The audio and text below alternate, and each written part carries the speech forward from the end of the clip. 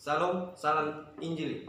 Baik, pada kesempatan ini, saudara-saudari, saya akan memaparkan suatu presentasi tentang makalah saya tentang tafsiran 1 Raja-Raja pasal 1 ayat 1 sampai 13. Dengan ini saya membawa dan menyajikan sebuah judul, yaitu Hari Tua Raja Daud. Baik, sebagai latar belakang konteks, pada pasal ini berbicara tentang Raja Daud yang sudah tua dan tertimpa musibah. Raja Daud berusia 70 tahun dan dia sudah berumur 30 tahun ketika dia mulai memerintah, dan dia memerintah selama 40 tahun, terdapat dalam 2 Samuel pasal 5 ayat 4. Kemudian kita langsung pada tafsiran ayat. Pada ayat 1, Raja Daud telah tua dan lanjut umurnya. Isi dari ayat tersebut maksudnya bahwa segenap pengalaman pahit yang Raja Daud alami pada masa pemerintahan Saul serta 40 tahun memerintah sebagai raja telah meninggalkan kesan yang amat mendalam atas dirinya. Pada ayat 2 berkata bahwa lalu para pegawainya berkata kepadanya, yakni dalam hal ini gagasan para pegawai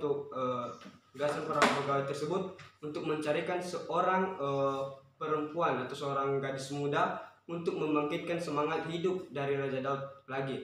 Kemudian pada ayat 3 mereka atau para pegawainya mencarikan seorang gadis yang cantik di daerah tersebut. Namun mereka mendapatkannya, yaitu seorang gadis yang dicari adalah gadis yang perawan dan cantik, yaitu Abishag, yaitu gadis Sunem yang berasal dari sebuah kota suku Isakar dan di dataran Israel di kaki gunung Hermon yang lebih kecil. Kemudian pada ayat 4, gadis itu menjadi perawat raja. Namun raja tidak bersetubuh dengan dia. Maksudnya raja tidak mengadakan hubungan seksual dengannya. Namun Abishag menjadi semacam perawat bagi Raja Daud yang sudah mendekat ajalnya itu. Kemudian pada ayat 5 dan 6, lalu Adonia anak Hagit meninggikan diri. Yakni dalam hal ini ada suatu pemberontakan yang dilakukan oleh anaknya Adonia, dan pemberontakan tersebut terungkap dalam ucapannya yang tegas, yakni Adonia ingin menjadi raja, dan selama hidup Adonia ayahnya belum pernah menegur dia, dan dari pernyataan ini dapat diduga bahwa Adonia dibiarkan saja hidup seenaknya. Kemudian pada ayat 7 dan 8, tetapi Imam Zadok dan Nabi Nathan tidak memihak kepada Adonia, yang dimana Zadok bergabung dengan Daud di Hebron sesaat sesudah kematian Saul dan mendampinginya sepanjang masa pelariannya dari Yerusalem pada masa pemberontakan Absalom dan bertindak sebagai pengintai raja. Dalam hal ini Zadok dan Nabi Nathan tidak ikut serta dalam pemberontakan yang dilakukan oleh Adonia tersebut. Kemudian kita masuk pada ayat 9 dan 10, yang dimana pada ayat 9 Adonia mempersembahkan sebuah korban domba lembu dan ternak gemukan sebagai korban dekat batu Johelet. Dalam hal ini sebagai seorang yang ingin menduduki takhta, ingin dianggap sebagai seorang raja yang murah hati, dan maka dengan itu dia mempersembahkan korban di dekat batu Johelet tersebut. Kemudian lagi pada ayat 10, tetapi Benaya dan Salomo adiknya tidak diundangnya. Nah, ini bisa kita katakan bahwa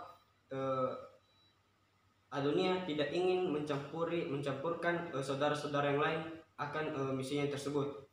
Nah, dalam hal ini juga Benaya adalah putra Yoyada, sang imam besar penduduk Kabzael, kepala angkatan kepolisian Daud yang gagah berani. Jadi dalam hal ini Adonia tidak mengundang orang-orang yang mempunyai hubungan baik dengan Raja Daud.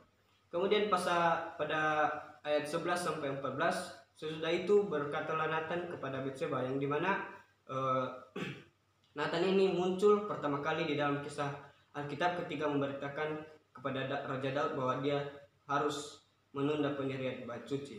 Nah, dalam hal ini Nabi Nathan berperan sebagai penyampaian berita dari Batseba kepada Raja Daud. Nah, kita masuk dalam kesimpulan.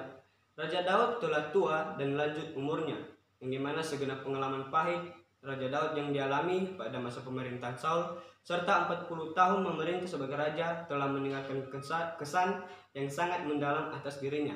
Sekalipun demikian, sebelum ajal menjemputnya, sang pahlawan perang penyair, raja ini mencapai usia 70 tahun dan terdapat dalam 2 Samuel pasal 5 ayat 4. Usia yang dalam tulisan-tulisannya sendiri disebut sebagai batas hidup. Demikian pemaparan presentasi saya. Saya ucapkan terima kasih. Tuhan Yesus memberkati. Salam Injili.